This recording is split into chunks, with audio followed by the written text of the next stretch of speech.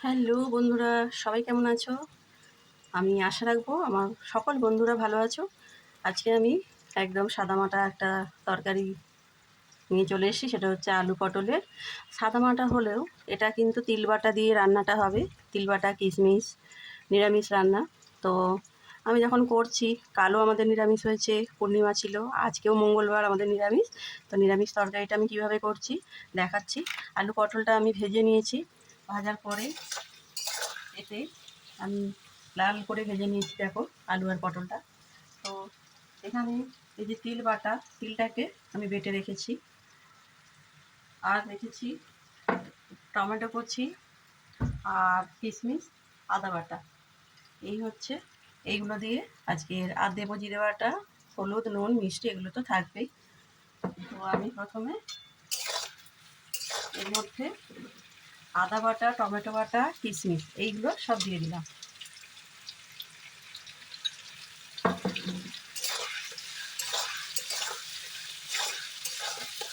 আদাটা যতক্ষণ না একটু গন্ধটা যায় আমি নাড়তে থাকবো।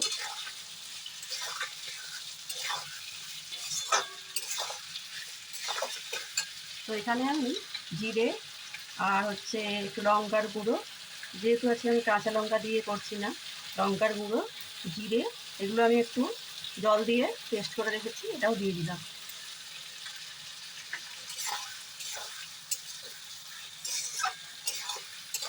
এটা কিন্তু বন্ধুরা ঝোল হবে না, এটা একদম কষা হবে।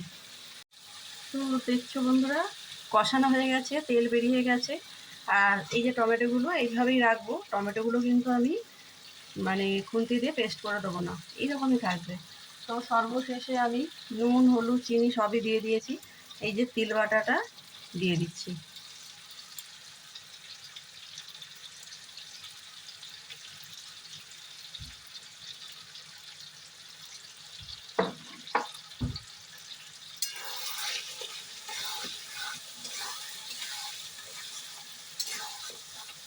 এত সুন্দর খেতে হয় তিল বাটা দেওয়ার পরে। এটা একদম আমি ঝোল রাখবো না, গা মাখা করবো।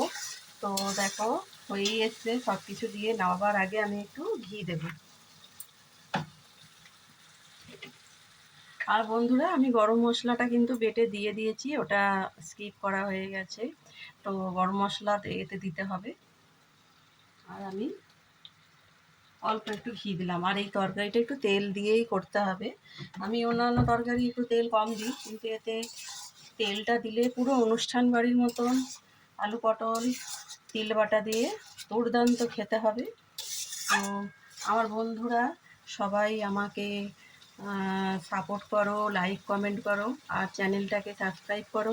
তোমরা আমার চ্যানেলটাকে সাবস্ক্রাইব করলে আমার খুব আগ্রহ হবে পরের রেসিপিগুলো দেখাবার জন্য। তো তোমরা পাশে থেকো, আর সকল বন্ধুরা ভালো থেকো। তো এবারে আমার একদম তরকারিটা রেডি হয়ে গেছে, তিল বাটা দিয়ে আলু পটলের তরকারি।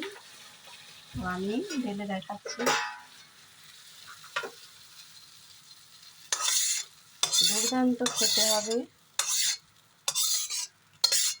এটা, একদম অনুষ্ঠান বাড়ির মতন, মানে নিরামিষ কেউ বলবে না, রুটি ভাত সব কিছুর সঙ্গেই যাবে। তো দেখো বন্ধুরা, কি সুন্দর দেখতে হয়েছে তরকারিটা। তো তোমরা এরকম করে খেয়ে দেখতে পারো।